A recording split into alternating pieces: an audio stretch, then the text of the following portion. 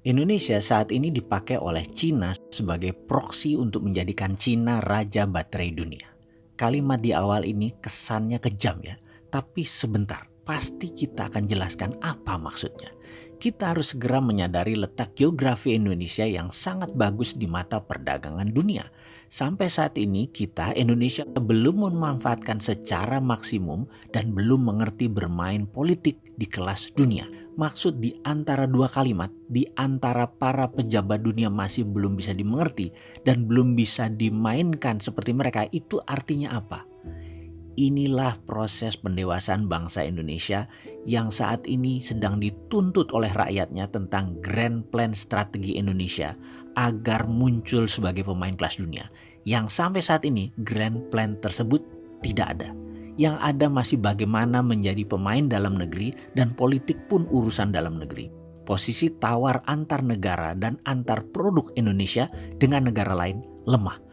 Posisi penyeimbang pun sering salah pilih kawan dan salah pilih lawan. Bebas aktifnya politik luar negeri malah dilihat kayak orang bingung karena ngeles atau menghindar terus sebagai kaki tangan Cina tapi tetap tidak ngaku, nggak merasa atau tidak sadar.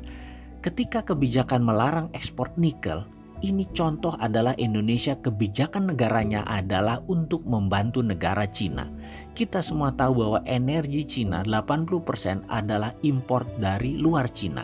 Minyak dan gas dari Asia Barat dan dari Timur Tengah. Sulit dibawa jalan darat untuk membelah daratan karena kota yang aktif di Cina semua di sisi timur dan sisi utara. Batu bara dari Indonesia dan dari Australia. Harga batu bara, gas, dan minyak semua di tangan Amerika sebagai price maker. Cina rentan dan rapuh urusan energi. Kita juga semua tahu bahwa ada 3 hegemoni ekonomi di dunia ini yang harus dan masih ingin berkuasa. Para oligarki di dunia itu ada 3 ekonominya. 1, minyak bunga matahari atau sunflower oil. Ini tidak boleh digantikan apapun termasuk CPO palm oil sehingga dijelek-jelekin terus citra minyak sawit ini di dunia. Kedua, dunia masih harus bergantung pada fossil oil atau BBM dan gas bumi. Karena itu, pemegang batu bara, minyak dan gas ini mengontrol banyak pemerintahan di dunia. Mereka membayar, bahkan membayari kampanye serta mendukung politik sebuah negara demi minyak dan gas selalu dipakai oleh negara tersebut. Ketika Cina membuat kebijakan di tahun 2025 di mana nanti 30% kendaraan akan menggunakan baterai, maka Cina memainkan peran barunya. Indonesia sebagai pemilik nikel harus berada di tangan Cina.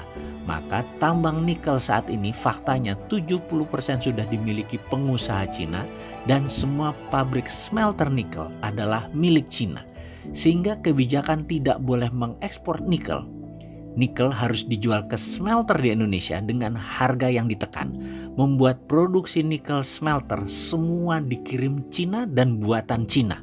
Membuat Eropa tidak punya nikel, membuat dunia kekurangan nikel, membuat Cina akan menjadi raja baterai. Dan ini mengkonfirm kebijakan Indonesia miring berpihak ke Cina. Ini menimbulkan pertanyaan, Indonesia emangnya dapat apa? Indonesia dapat marah dari dunia internasional sehingga Indonesia bukan jadi bagian hegemoni barat lagi. Indonesia ekspornya akan dibatasi. Indonesia hanya import barang dari Cina. Indonesia akan kurang dolar karena sedikit ekspornya atau peluang ekspornya. Negara sekutu Amerika, tetangga kita seperti Singapura, Korea Selatan, Taiwan, Thailand, Malaysia, Jepang membatasi banyak geraknya di Indonesia karena tekanan Amerika. Semua jaga jarak, takut dimarahi oleh Paman Sam. Inilah yang menyebabkan pertumbuhan manufaktur industri di Indonesia turun melambat. Banyak pabrik pindah ke Malaysia dan yang terbanyak adalah pindah ke Sungai Mekong di Vietnam. Strategi ke depan bagaimana? Indonesia ekonomi 4 tahun ke depan akan melambat sampai pejabat teras negara ini sadar. Ketika kegelisahan meningkat, timbullah peluang baru. Ada baiknya kebijakan Indonesia bukan melarang ekspor nikel, tetapi termasuk hasil smelter nikel dilarang diekspor. Yang boleh adalah hasil nikelnya, yaitu baterai. Jadi Indonesia harus menjadi pengekspor dan produsen baterai. Indonesia harus mulai membuat pabrik baterai terbesar di dunia, bisa bermitra dengan Cina, bisa bermitra dengan Amerika. Apapun itu, yang penting Indonesia yang memproduksi baterainya.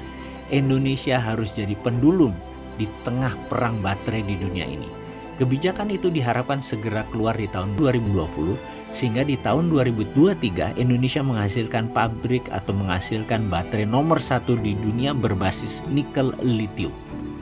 Dengan demikian Indonesia masuk ke global supply chain dunia lagi, bagian dari supply chain Cina dan Amerika, di mana di tahun 2025 motor dan mobil di Indonesia 30% sudah menggunakan baterai. Dan di tahun 2030 Indonesia tidak tergantung pada fosil oil BBM untuk kendaraan.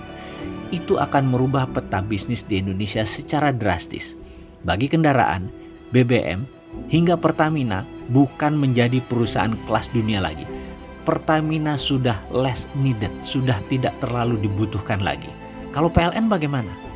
Baterai dan mini power bank akan membuat Indonesia kelebihan power listrik dari bahan batu bara. Perusahaan batu bara banyak yang tutup tambangnya, dan di tahun 2030 mungkin tinggal 10% listrik tenaga batu bara jalan dibandingkan dengan saat ini. Rumah tangga akan menjadi self-sufficient, mendapatkan energi sendiri dari matahari dan angin yang disimpan di baterai.